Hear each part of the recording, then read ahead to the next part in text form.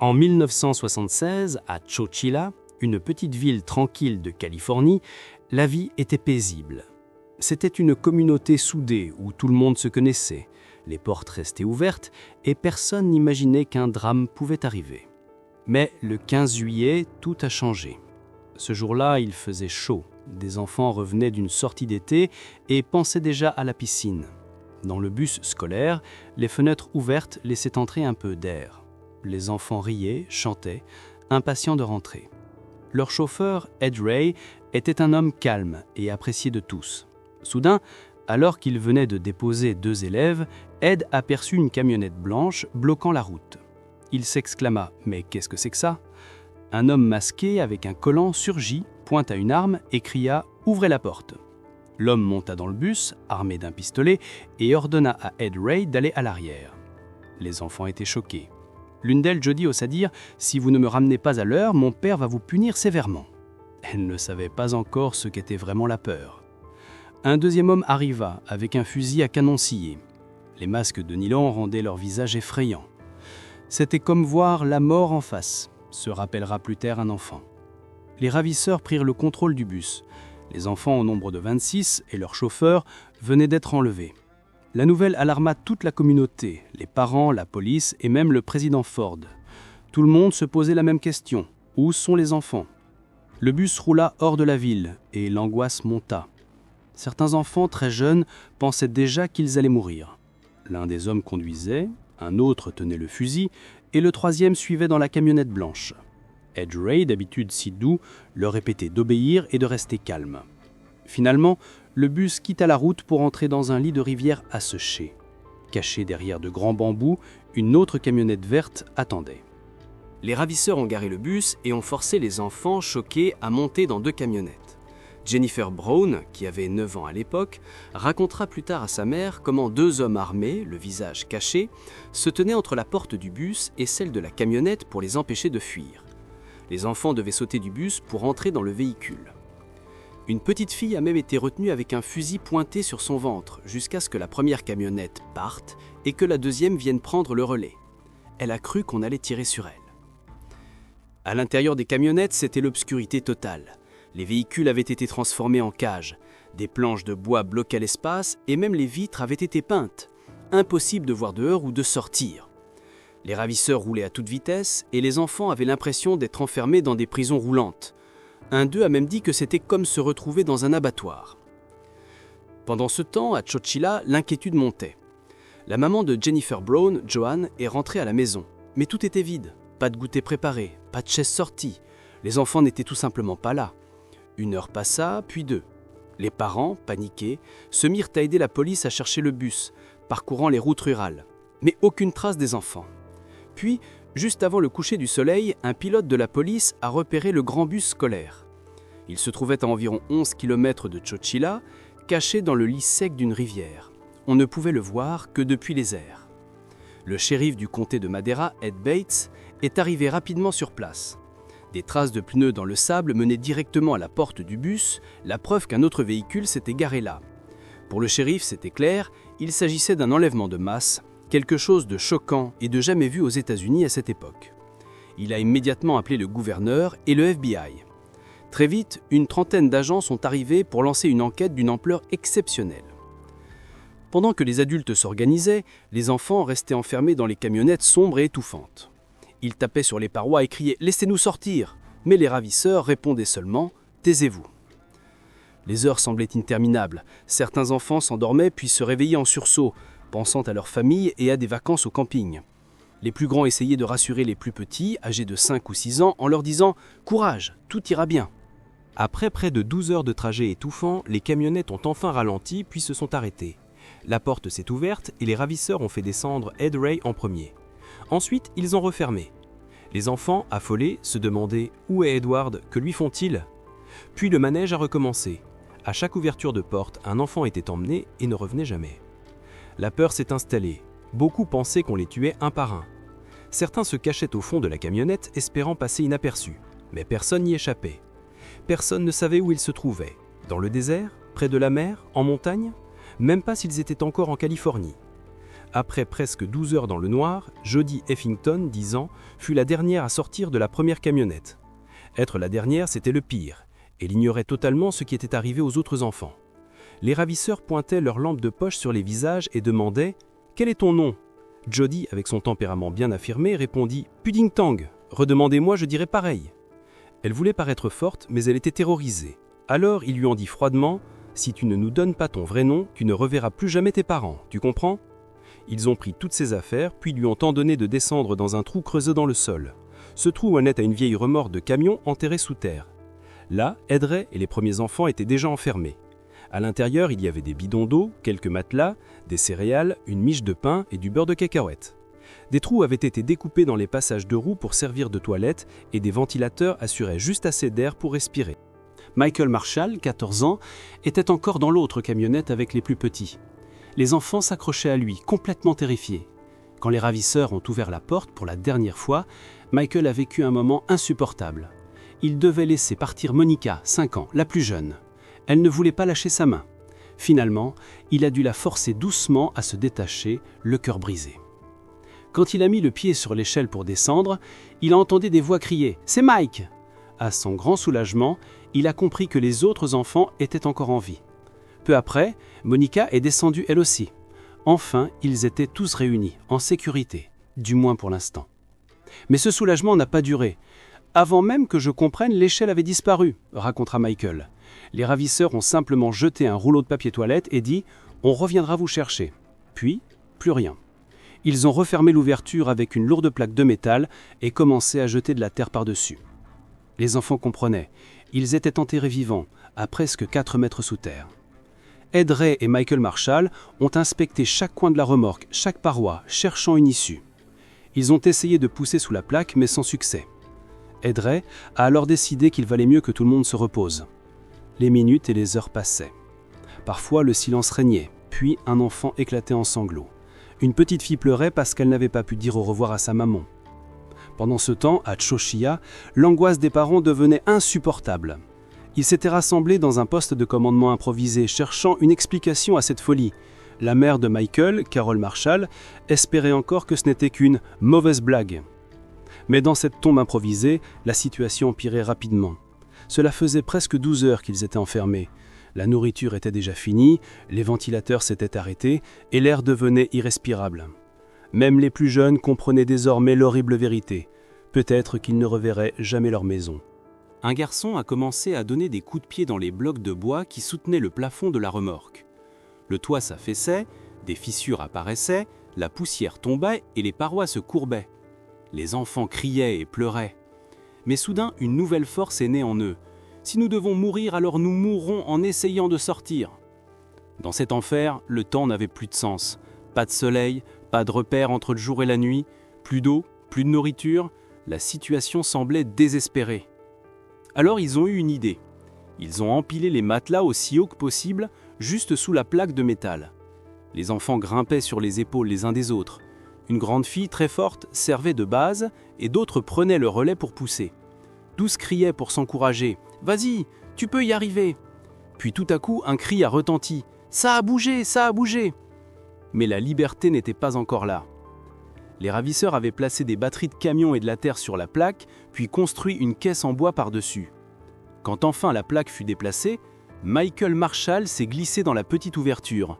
Il a creusé sans relâche jusqu'à l'épuisement, mais il a continué. Et soudain, un rayon de soleil. Un rayon de soleil a percé l'ouverture, se souviendra Michael. La poussière dans l'air brillait comme des étoiles filantes. Enfin, un soufflet d'air frais. Nous étions libres. Michael, ce garçon courageux de 14 ans, fut le premier à sortir. Il a levé la tête, a regardé autour de lui. Personne. Devant lui, des collines. Alors il a crié « La voie est libre !» L'un après l'autre, les enfants ont commencé à sortir, les plus jeunes d'abord que les grands aidaient à grimper. C'était encore terrifiant d'être dehors, car ils ignoraient si les ravisseurs pouvaient revenir à tout moment. Il était environ 20 heures, le 16 juillet. Cela faisait presque 16 heures qu'ils étaient enterrés vivants. En liberté, ils se sont dispersés comme des petites souris effrayées. Tout autour, il y avait des tapis roulants, des pelleteuses, comme dans un dessin animé des pierres à feu. Puis soudain, des ouvriers portant des casques de chantier sont arrivés. Ils les regardaient, bouche bée, et on demandait « Mais qui êtes-vous » Les ravisseurs avaient enterré les enfants dans une carrière de roche à Livermore en Californie, à plus de 100 miles de Chowchilla. Dès leur libération, des photos de chaque enfant furent prises. Un bus de la prison du comté d'Alameda est arrivé, et les enfants y sont montés. On les a ensuite conduits au centre de réadaptation de Santa Rita, une prison locale, le seul endroit capable d'accueillir un groupe aussi nombreux. Certains enfants, en voyant les fils barbelés, croyaient qu'on les emmenait en prison. Mais à l'intérieur, les salles ressemblaient plutôt à des classes. On leur a servi des pommes et des sodas. On leur a donné des combinaisons de travail beaucoup trop grandes et ils se sont amusés à battre des bras en riant qu'ils pouvaient voler. Au cours des heures qui ont suivi, Ed Ray et les enfants ont été examinés par des médecins, puis interrogés par la police séparément pour raconter ce qu'ils avaient vécu. Après 4 longues heures de questions, ils ont enfin été autorisés à rentrer. On les a mis dans un bus Greyhound, escortés jusqu'à Chowchilla. Il était environ 4 heures du matin quand le bus est arrivé. Près de 36 heures s'étaient écoulées depuis le début de leur calvaire. La scène était chaotique. Caméras, lumière, cris de parents appelant les noms de leurs enfants.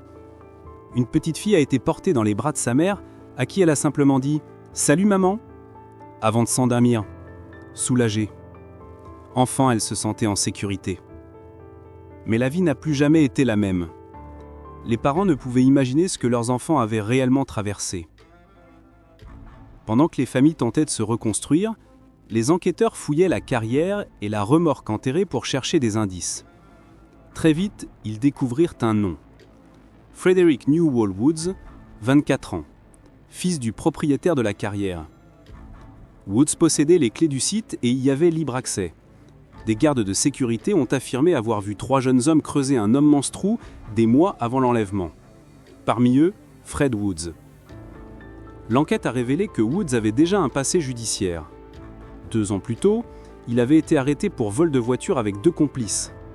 James Schoenfeld, son associé dans une petite affaire de voiture d'occasion, et Richard, le jeune frère de James. Tous les 3 venaient de familles riches des banlieues de San Francisco. Ils avaient écopé d'une simple amende et de probation. Leur jeunesse, leur richesse et leurs origines privilégiées rendaient leurs crimes d'autant plus incompréhensibles et fascinants aux yeux du public. Les enquêteurs ont perquisitionné la propriété du père de Fred Woods et leur découverte fut accablante. Ils ont retrouvé l'une des armes utilisées lors de l'enlèvement. Mais surtout, ils ont mis la main sur des preuves montrant que le crime avait été préparé depuis 1 an et demi, avec une précision glaçante. Parmi ces documents figurait un dossier intitulé « Plan », détaillant chaque étape du projet ainsi que les scénarios possibles si quelque chose tournait mal. Ils ont également découvert un brouillon de lettres de rançon, d'abord chiffré à 2,5 millions de dollars, mais l'objectif réel était d'obtenir 5 millions de dollars de l'État de Californie. Ironie du sort, les ravisseurs n'ont jamais pu transmettre leur demande. Lorsqu'ils ont tenté d'appeler le poste de police de Chowchilla, les lignes étaient saturées par des centaines d'appels venus du monde entier, incapables. Imaginez un instant. Une femme au talent exceptionnel, des livres très appréciés par la critique, une vie d'écrivaine à succès. Ellen Bailey était cette femme. Elle avait la fortune, la reconnaissance et un esprit toujours avide de créer. Mais un jour, cette vie brillante s'est arrêtée, non pas à cause du destin, mais à cause d'une main traîtresse. Son histoire est celle d'une disparition qui a choqué l'Angleterre, révélant des ténèbres insoupçonnées, et une fin si terrible qu'elle semble sortie d'un de ses romans les plus sombres. Aujourd'hui, nous allons plonger dans le mystère de Ellen Bailey, l'auteur dont la dernière histoire fut sa propre tragédie. Ellen Bailey, née le 22 août 1964 à Northumberland, en Angleterre, était une enfant solitaire. Depuis petite, elle trouvait du réconfort dans l'écriture. Ses cahiers étaient remplis d'histoires, souvent un peu tristes, qui reflétaient sa solitude. À l'école, elle préférait écrire plutôt que jouer avec ses camarades. Plus tard, elle entra à l'université de Londres avec le rêve de devenir scientifique en médecine légale. Mais elle comprit vite que ce n'était pas son chemin. Elle se sentait incapable de réussir dans ce domaine et décida de changer. Elle trouva un travail dans le marketing, dans une entreprise d'animation, puis en 1996, elle devint secrétaire. C'est là que sa vie changea vraiment. Elle rencontra John Sinfield, un homme qui voyait en elle beaucoup plus qu'une employée. John admirait son talent et aimait ses histoires et ses poèmes. Il l'encouragea à suivre sa passion. Grâce à John, Hélène entra dans le monde littéraire. Entre 2008 et 2010, elle publia 5 livres qui connurent un grand succès. Elle fut même nommée pour plusieurs prix. Sa carrière était lancée. Au total, elle écrivit 22 livres tous à succès, ce qui fit d'elle une femme riche et respectée. L'ancienne enfant solitaire avait trouvé sa voie, sa fortune et, semblait-il, le bonheur. Pourtant, le destin frappe à sa porte en 2011. Hélène et John, mariés et très amoureux, partent en voyage à la Barbade. Un après-midi ensoleillé, John décide d'aller nager dans la mer pendant que Hélène reste sur la plage en le regardant. John, joyeux, nage comme un dauphin, mais soudain, quelque chose de terrible arrive. Il se débat dans l'eau. Hélène regarde impuissante, son mari se noyer. Même si des gens essaient de le sauver, John ne peut être impuissant. Hélène est détruite. Incapable de rentrer tout de suite en Angleterre, elle reste encore à la Barbade, figée dans sa douleur, pour prolonger les derniers moments passés avec lui. Quand elle retourne chez elle, le deuil la submerge. Elle crée un blog qu'elle appelle La planète du chagrin, où elle écrit tout ce qu'elle ressent. Elle écrit aussi un livre, When Bad Things Happen in Good Bikinis, entièrement consacré à la tristesse et à la perte. La jeune Hélène, qui écrivait déjà des histoires tristes quand elle était enfant, réapparaît, encore plus fragile et en deuil que jamais. 7 mois après la mort de John, une lumière inattendue apparaît. Sur son blog, Hélène rencontre Ian Stewart. Lui aussi vit un deuil récent car il a perdu sa femme. Leur douleur commune crée un lien fort. Ils se soutiennent, s'encouragent et s'aident à sortir de leur tristesse. Ce qui commence par des messages de réconfort devient des confidences, puis une amitié. Rapidement, leur relation dépasse le blog. Ils se voient, mangent ensemble, prennent un café. L'amour renaît. Hélène et Ian tombent amoureux, une nouvelle famille se forme. Ian avec ses 2 fils et Hélène avec son chien adoré. Ils vont vivre ensemble à Wyston. Peu après, Ian demande Hélène en mariage. L'écrivaine qui était seule et triste retrouve la joie de vivre. Elle rayonne à nouveau. Sa vie semble enfin équilibrée. Tout paraît parfait. Trop parfait. Le 15 avril 2016, tout s'enfondre. Ian Stewart appelle la police. Hélène a disparu. Il dit qu'elle a laissé une note expliquant qu'elle partait dans une autre maison pour écrire un nouveau livre, loin de toute distraction. Il n'a pas signalé sa disparition plus tôt, dit-il, par respect pour son besoin de solitude. Mais cette histoire ne convainc pas tout le monde. 2 jours plus tard, le frère de Hélène commence à s'inquiéter. Même si elle aimait écrire seule, elle restait toujours en contact avec sa famille. Cette silence est étrange. Il essaye de parler avec Ian, qui répète la version de la note et du besoin de calme. Mais le frère est trop inquiet. Il décide d'aller lui-même à la maison de Broadsteads où Hélène devait être. L'endroit est vide. La voiture d'Hélène a disparu. Aucun signe d'elle. C'est lui qui alerte officiellement la police. Une grande recherche commence. Les enquêteurs fouillent la région, contrôlent ses comptes bancaires, ses emails, son téléphone, et là, une découverte. Aucune activité depuis sa disparition. C'est comme si Hélène s'était volatilisée. Après 11 jours sans résultat, la police interroge Ian plus en détail. Il répète que Hélène allait bien, qu'elle était heureuse et pressée d'écrire son nouveau livre, sans signe de dépression. Les recherches s'élargissent aux forêts et même à leur maison. Rien. Les policiers demandent aux voisins de vérifier leur jardin, leur garage, leur propriété. C'est le désespoir. 6 semaines après la disparition, Ian change. Il devient négligé, son apparence se détériore. Il harcèle policiers et voisins, demandant de l'aide pour retrouver Hélène. Ce comportement, qui peut paraître celui d'un mari inquiet, commence pourtant à éveiller les soupçons. Les enquêteurs analysent les données numériques. Ils découvrent que le téléphone de Hélène s'est connecté pour la dernière fois au Wi-Fi de sa maison de Broadsteads le 16 avril, soit 5 jours avant que Ian ne signale sa disparition. Un détail très important. Une nouvelle visite de la police dans la maison ne donne toujours rien. Puis vient la découverte la plus troublante, les comptes bancaires de Hélène. Avant sa disparition, 400 livres étaient transférés au compte d'Ian. Après sa disparition, ce montant passe brutalement à 4000 livres par mois, toujours vers le compte d'Ian. Les soupçons grandissent, même si on dit qu'il s'agissait du compte de sa femme et qu'il pouvait y avoir une explication. Mais le changement est énorme et impossible à ignorer. Les policiers veulent confronter Ian avec ces nouvelles informations, mais il est introuvable. Il est parti dans un voyage de 2 semaines, réservé avant la disparition de Hélène, un voyage qu'il devait faire avec elle. Pour les enquêteurs, cela ressemble à une fuite. Le 11 juillet 2016, à son retour, Ian Stewart est arrêté. Il est soupçonné d'avoir enlevé ou tué Hélène. L'enquête se concentre alors sur lui. Les voisins et proches de Hélène sont interrogés de nouveau. Une voisine fait une révélation. Le jour de la disparition, vers 11h du matin, Elle avait entendu un bruit fort et répété, comme des coups venant de la maison de Hélène et Ian. Intriquée, elle était sortie pour vérifier, mais le bruit s'est arrêté net dès qu'elle a franchi la porte. Interrogé sur sa journée, Ian donne un alibi détaillé. À 15h, il est allé chez le médecin, ce qui est confirmé. Ensuite, il dit être allé à la déchetterie pour jeter des affaires. Puis il affirme avoir rencontré un avocat pour parler de la vente d'une maison de Hélène à Newcastle. L'avocat confirme la rencontre, mais se souvient d'un Ian très en colère, furieux car il ne pouvait pas vendre la maison sans Hélène, qu'il disait trop malade pour venir. Un détail inquiétant. Enfin, Ian prétend être rentré chez lui, avoir trouvé la note de Hélène, puis avoir rendu visite à son fils à 21h pour le voir à l'entraînement. L'alibi paraît solide, mais il y a des failles. Lors de l'appel pour signaler la disparition de Hélène, Ian a donné une description étonnamment vague, comme s'il ne connaissait pas bien les traits de sa propre femme. Et la fameuse note. Ian dit qu'il avait lu, puis jeté. Des réponses floues, des zones d'ombre qui renforcent les doutes. On découvre aussi que c'est Ian qui avait connecté le téléphone de Hélène au Wi-Fi de sa maison de Broadsteads. De plus, il est l'unique bénéficiaire des biens de Hélène en cas de décès. Malgré ces incohérences, la loi britannique ne permet pas de garder quelqu'un sans preuve directe pendant plus de 4 jours. Faute de preuves concrètes, Ian est relâché, mais il reste sous surveillance étroite. Les enquêteurs sont convaincus de sa culpabilité, mais il leur manque la preuve décisive. Les enquêteurs troublés revoient toutes les vidéos filmées lors de l'arrestation de Ian, prises par les caméras des policiers. Et là, un détail surprend. Ian pose toujours des questions sur le garage. Qui a ouvert la porte du garage? Pourquoi avez-vous été dans le garage? Le garage devient une piste à explorer. Dans le même temps, une voisine raconte un souvenir étrange. En pleine nuit, elle avait entendu des bruits forts venant du garage comme des coups répétés.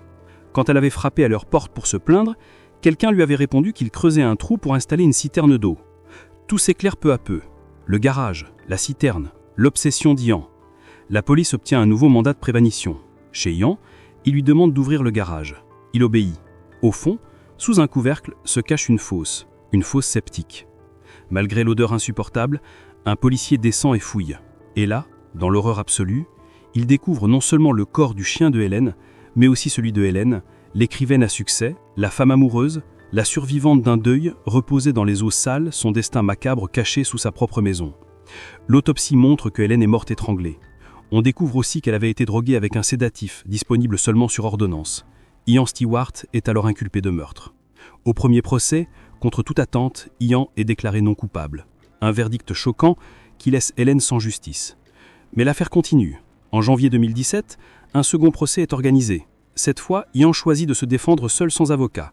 Il raconte une histoire incroyable. Selon lui, Hélène et son chien auraient été enlevés par 2 hommes qui demandaient une rançon de 500 000 livres. Il aurait même tenté de vendre une propriété de Hélène pour payer la somme. Une version absurde qui ne convainc personne.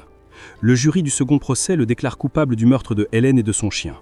Ian Stewart est condamné à la prison à vie, avec une possibilité de libération après 35 ans, quand il aura 90 ans. Justice est enfin rendue. Mais le détail le plus troublant vient du frère de Hélène. Peu après qu'elle ait emménagé avec Ian, il avait visité leur nouvelle maison. Hélène, souriante, lui avait montré le garage. En désignant la fosse, elle avait plaisanté « C'est un très bon endroit pour cacher un corps ». Ian, présent ce jour-là, avait entendu. Et plus tard, il avait transformé cette phrase en réalité. Hélène avait, sans le savoir, désigné sa propre tombe. L'affaire Hélène Bailey rappelle combien la vie peut être fragile et combien les apparences peuvent tromper. Une écrivaine pleine de vie, qui avait surmonté le deuil, a trouvé son bourreau dans les bras de celui qu'elle aimait. Sa blague sur le bon endroit pour cacher un corps est devenue une prophétie réalisée par un homme dont la noirceur était profonde. Ce garage, un lieu banal, est devenu le théâtre d'un acte horrible et le gardien silencieux d'un secret qui aurait pu rester caché à jamais. Et si Hélène n'avait jamais prononcé ces mots ce jour-là, son destin aurait-il été différent? La question restait terrifiante et sans réponse. Le mardi 11 octobre 2005, il est environ 17h. Éric Boisserand, visiteur médical, rentre chez lui. En voyant la voiture de sa fille, une Opel Corsa, garée devant la maison, il sait que Marine est là. Pourtant, Éric est à 1000 lieues d'imaginer qu'un drame vient de se jouer. Il entre et constate que la télévision est allumée, mais il ne voit pas sa fille sur le canapé. Il l'appelle. « Marine! Marine !»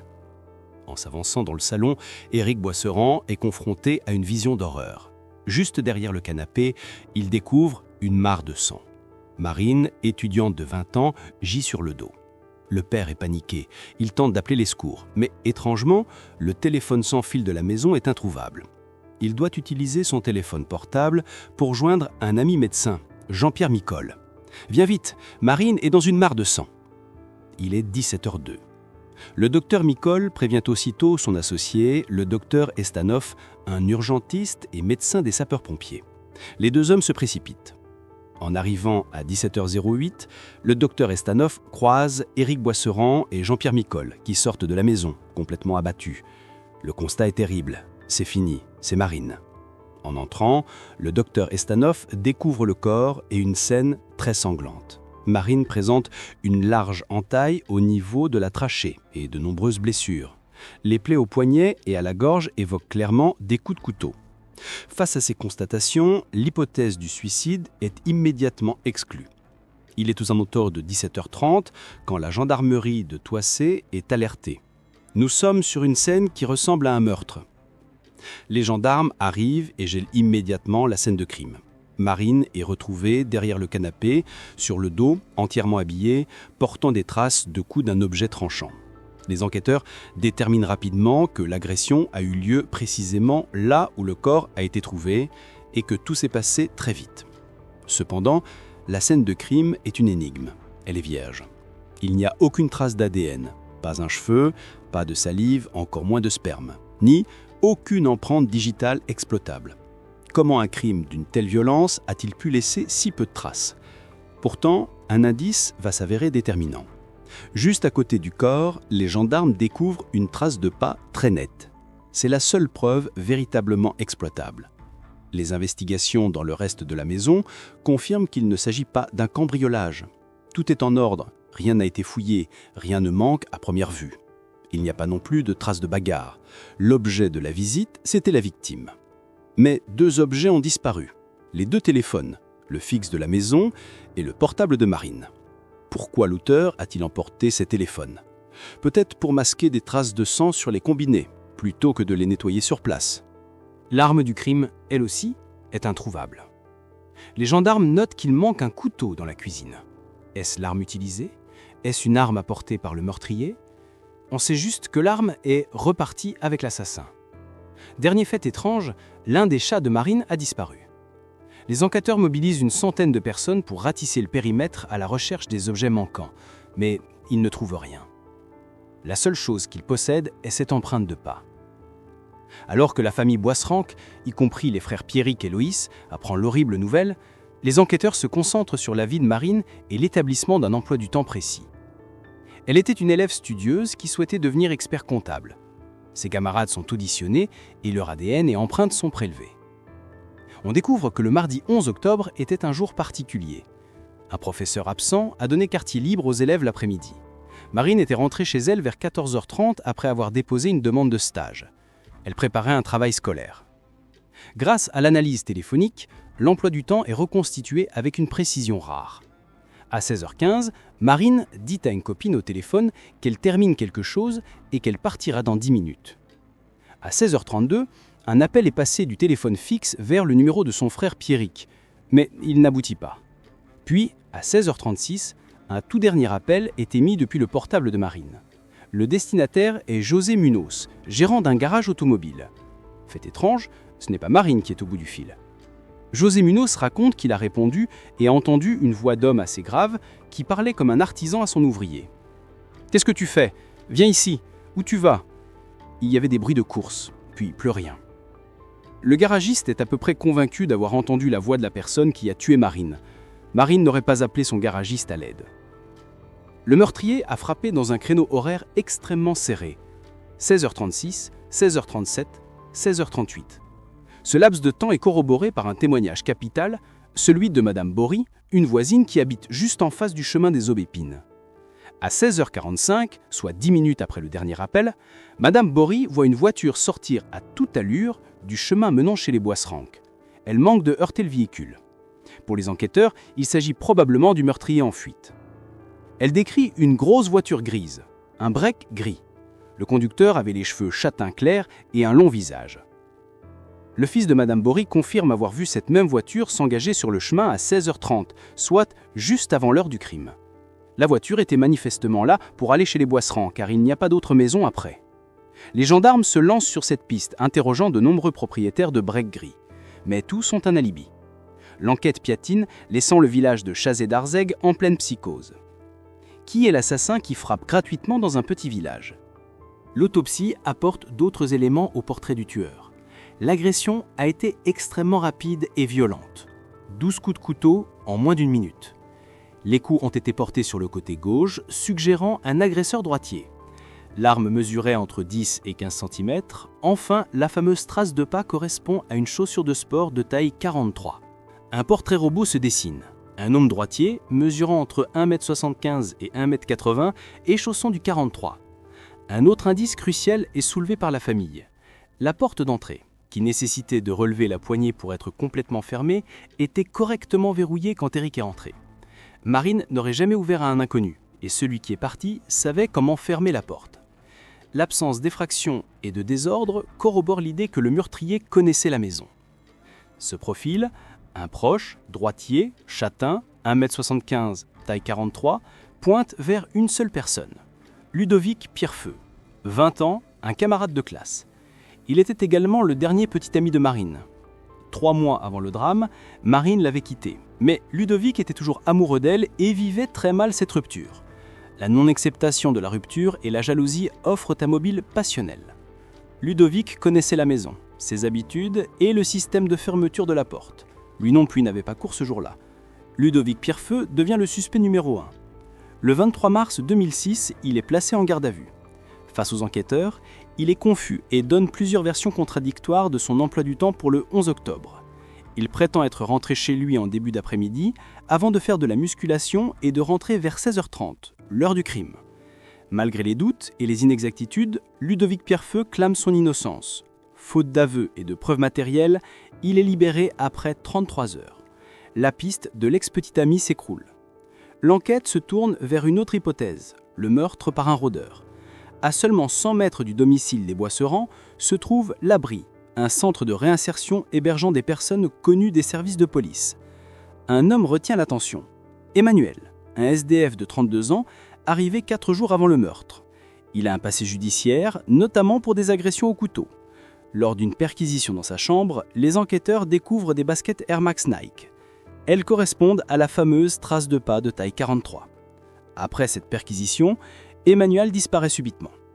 1 an plus tard, en octobre 2006, Emmanuel est localisé près de Lyon et arrêté. La perquisition de son nouveau foyer est riche en découvertes. Un pantalon taché de sang, un vêtement féminin et une mallette Sanofi. Le père de Marine travaillant beaucoup avec Sanofi, l'espoir renaît. Emmanuel est mis en examen. Il clame son innocence. Les enquêteurs notent qu'il a une véritable passion pour les chats, ce qui pourrait expliquer comment il aurait pu entrer en contact avec Marine et le si ami des chats. L'affaire semble bouclée, mais les résultats des expertises anéantissent tous les soupçons. Le sang sur le pantalon d'Emmanuel était le sien. Ses chaussures, bien que de taille 43, ne collaient pas avec l'empreinte de la scène de crime à cause d'un degré d'usure différent. Quant à la mallette Sanofi, elle avait été fabriquée après le meurtre de Marine. Encore une fois, les indices à charge finissent par exonérer le suspect. Emmanuel est relâché après 3 mois de détention. Les enquêteurs sont forcés de tout recommencer à zéro. L'enquête s'enlise pendant 2 ans. Un rebondissement survient en août 2008, avec l'arrestation de Stéphane Moitaré et Noëlla Ego, les routards du crime impliqués dans le meurtre de Valentin, poignardé 44 fois dans un village voisin. Le mode opératoire est similaire. Moitaré est soupçonné d'être impliqué dans l'affaire Boisserand, car il était dans la région du Beaujolais au moment des faits. La piste est renforcée lorsqu'un prêtre qui a hébergé le couple se souvient qu'ils avaient un petit chat noir. Marine, le jour du meurtre, a vu son propre chat disparaître. L'hypothèse est émise qu'elle aurait ouvert la porte à Moitaré pour lui demander des comptes sur le chat. Cependant, Moitaré et Ego restent muets et les gendarmes n'obtiennent aucun aveu. Nouvelle désillusion. Éric Boisserand, ne pouvant accepter l'échec, se constitue une équipe et reprend le dossier à zéro. Il devient enquêteur. En épluchant les 4000 auditions, il exhume un procès-verbal capital. 2 collégiens avaient livré un témoignage troublant. Le jour et à l'heure du crime, tout près de la maison, ils ont croisé un jeune homme courant comme un dératé.